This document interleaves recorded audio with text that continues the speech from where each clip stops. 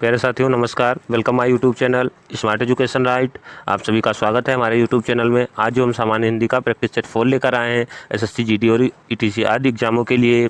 तो मेरे प्यारे साथियों, जो लोग हमारे यूट्यूब चैनल पर नए हों तो हमारे यूट्यूब चैनल को सब्सक्राइब कर दें और बेल आइकन को दबा दें, जो आने वाली नोटिफिकेशन आप तक पहुँच सके। तो मेरे प्यारे साथियों, आप सभी से निवेदन है कि वीडियो को अंत तक अवश्य देखें और बढ़ते हैं इसी क्रम के साथ। देखते हैं प्रैक्टिस सेट 4 हल करते हैं।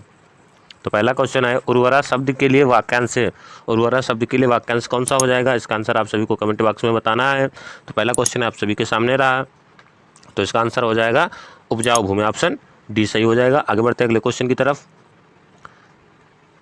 व्याकरण जानने वाला, व्याकरण जानने वाला वाक्य के लिए एक शब्द है। व्याकरण विशेषज्ञ, व्याकरण पंडित, व्याकरण, व्याकरण ज्ञाता। तो ये हो जाएगा इसका आंसर व्याकरण। आगे बढ़ते हैं अगला क्वेश्चन, गाल बजाना का अर्थ क्या हो जाएगा? बताना है आप सभी को, गाल बजाने का अर्थ क्या होता है? गाल बजाने का अर्थ होता है ऑप्शन गाल बजाना, डींग हाँकना, क्रोधित होना, गाली देना, पिटाई करना। तो ये इसका आंसर हो जाएगा डींग हाँकना। ऑप्शन सी सही होगा। आगे बढ़ते हैं अगले क्वेश्चन की तरफ। अगला क्वेश्चन है, अगर मगर करना का अर्थ क्या होगा? अगर मगर करने का क्या अर्थ होगा? कपट करना, बहाने बनाना, इधर की बात उधर करना, व्यर्थ समय गंवाना। तो इसका आंसर क्या हो जाएगा मेरे प्यारे साथियों, मेरे प्यारे बच्चों? इसका आंसर हो जाएगा बहाना बनाना। जो लोग हमारे यूट्यूब चैनल पर नए हों, हमारे यूट्यूब चैनल को सब्सक्राइब कर दें, बेल आइकन को दबा दें, ताकि आने वाली नोटिफिकेशन आप तक पहुँच सके। जो एसएससी, जीडी और यूपीएसआई की तैयारी कर रहे हो मेरे प्यारे साथी। आगे बढ़ते हैं अगले क्वेश्चन की तरफ। अगला क्वेश्चन क्या है, शुद्ध शब्द कौन सा हो जाएगा? शुद्ध शब्द कौन सा हो जाएगा? तो शुद्ध इसमें शब्द कौन सा हो जाएगा? ऑप्शन कौन सा हो जाएगा सही? इसका आंसर हो जाएगा बी वाला, सच्चिदानंद। ऑप्शन बी सही होगा। आगे बढ़ते हैं, शुद्ध वर्तनी वाला शब्द कौन सा होगा? शुद्ध वर्तनी वाला शब्द, तो इसका कौन सा हो जाएगा मेरे प्यारे साथियों? सी। आगे बढ़ते हैं, सही वर्तनी छाटिए। सही वर्तनी आप सभी को छाटना है और आंसर कमेंट बॉक्स में बताना है। सही वर्तनी छाटनी है। इसका आंसर कौन सा हो जाएगा? Option B, Jyotsana. आगे बढ़ते हैं अगले क्वेश्चन की तरफ।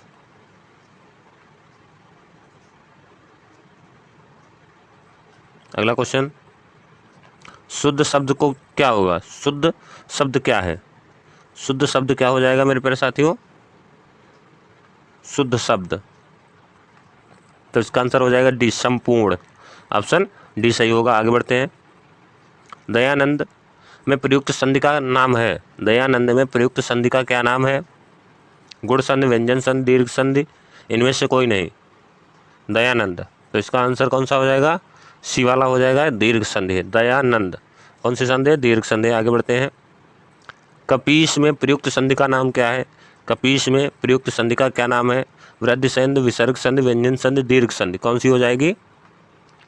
इसमें भी दीर्घ संधि होगी। ऑप्शन डी सही होगा। आगे बढ़ते हैं, सदैव में प्रयुक्त संधि का क्या नाम है?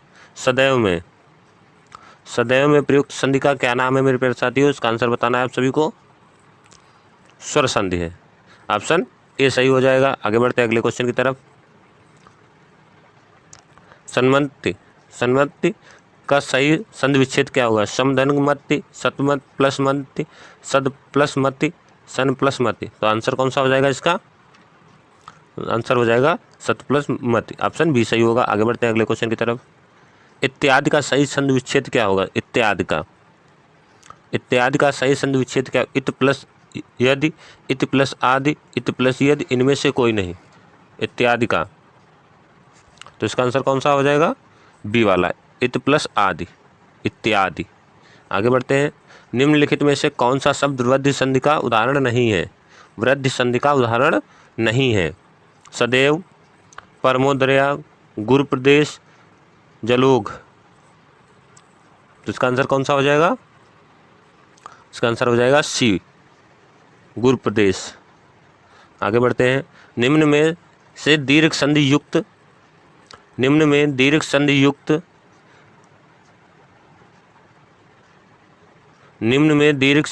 पद कौन सा है? महर्षि, दैत्य, सूर्योदय, देवेंद्र। तो कौन सा हो जाएगा इसका आंसर? ऑप्शन बी वाला सही होगा। आगे बढ़ते हैं अगले क्वेश्चन की तरफ। इनमें से कौन सा स्वर संधि का उदाहरण है? इनमें से कौन सा स्वर संधि का उदाहरण है? तो कौन सा हो जाएगा इसका आंसर? पवन। ऑप्शन बी सही हो जाएगा। आगे बढ़ते हैं। पवन का सही संधि विच्छेद क्या होगा? पवन का सही संधि विच्छेद क्या होगा? आप सभी को बताना है। 4 ऑप्शन है आप सभी के सामने। पवधन अन, पवन। ऑप्शन बी सही हो जाएगा। आगे बढ़ते हैं। निम्नलिखित शब्दों में से किसमें व्यंजन संधि है? निम्नलिखित शब्दों में से किसमें व्यंजन संधि है? तो इसका आंसर क्या हो जाएगा? इसका आंसर हो जाएगा सत्कार। ऑप्शन बी सही होगा, इसमें व्यंजन संधि है। निम्नलिखित शब्दों में से किसमें विसर्ग संधि है? निम्नलिखित शब्दों में से किसमें विसर्ग संधि पूछी जा रही है, तो किसमें विसर्ग संधि? अतएव। ऑप्शन डी सही हो जाएगा। आगे बढ़ते हैं। उत प्लस हार के योग से कौन सा शब्द बनेगा? उत प्लस हार के योग से कौन सा शब्द बनेगा? उतार, उद्धार, उदार, आहार। तो इसका आंसर कौन सा हो जाएगा? ऑप्शन बी उद्धार। आगे क्या हो जाएगा? पर्यावरण का सही संधि विच्छेद क्या होगा? पर्यावरण का सही संधि विच्छेद क्या होगा? पर्या प्लस वर्ण, परिधि प्लस आवरण, परिधि प्लस आवरण, परि प्लस आवरण। तो इसका आंसर कौन सा हो जाएगा मेरे प्यारे साथियों? इसका आंसर हो जाएगा ऑप्शन डी वाला, परि प्लस आवरण। आगे बढ़ते हैं। अनुनासिक का संबंध होता है। अनुनासिक का संबंध किससे होता है? केवल मुंह से, नाक और मुंह दोनों से, केवल नाक से, इनमें से कोई नहीं। तो इसका आंसर क्या हो जाएगा? नाक और मुंह दोनों से, नाक मुंह और दोनों से, अनुनासिक। आगे बढ़ते हैं। अनुनासिक व्यंजन कौन से होते हैं? अनुनासिक व्यंजन कौन से होते हैं? अनुनासिक व्यंजन कौन से होते हैं? वर्ग के तृतीय अक्षर, वर्ग के प्रथमाक्षर, वर्ग के पंचमाक्षर, इनमें से कोई नहीं। तो इसका आंसर हो जाएगा वर्ग के पंचमाक्षर। ऑप्शन सी सही हो जाएगा। आगे बढ़ते हैं। हिंदी वर्णमाला में स्वरों की संख्या है। हिंदी वर्णमाला में स्वरों की संख्या कितनी है? तो इसका आंसर कौन सा हो जाएगा मेरे प्यारे साथियों? इसका आंसर हो जाएगा सी वाला, 11। आगे बढ़ते हैं। जो पहले कभी ना हुआ हो, जो पहले कभी ना हुआ हो, उसको क्या बोलते हैं? अद्भुत, अनुपम, अपूर्ण, अभूतपूर्व। तो क्या हो जाएगा इसका आंसर? अभूतपूर्व। ऑप्शन डी सही हो जाएगा। आगे बढ़ते हैं। जो कहा ना जा सके, जो कहा ना जा सके, अकथनीय, अगम्य, अजर, अक्षमय। तो इसका आंसर कौन सा हो जाएगा?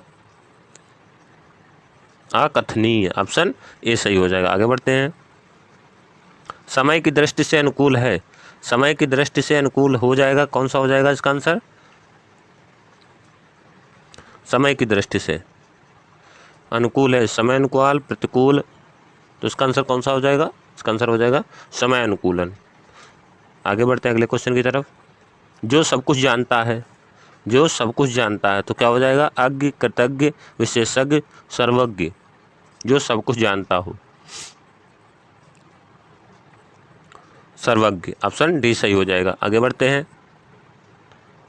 जिसकी गर्दन सुंदर हो, जिसकी गर्दन सुंदर हो, उसको क्या बोलते हैं?